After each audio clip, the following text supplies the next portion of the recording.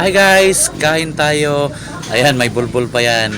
Nandito tayo ngayon sa Naga Cebu at ito yung madalas kong kainin dito guys. Ang tawag namin dito ay lanchaw.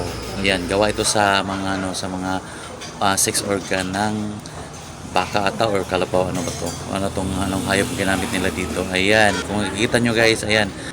Sarap na sarap ako sa aking pagnguya. Hindi ko na alam kung ano yung inunguya ko. Yan ba'y ulok o tinggil na ba yan?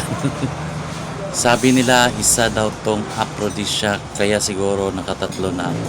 Uy, may pa Pepsi. Pepsi, bigyan naman dyan. Sa halagang 100 pesos guys, mabubusog ka na at matitikman mo na ang lanchaw dito sa Naga Cebu. Dito lang sa Esquina Toledo. Yan, Naga Cebu. And mayroon din pala silang ibang putahe guys, tulad ng balbakwa, nilatang baboy at iba pa. So, punta na kayo dito.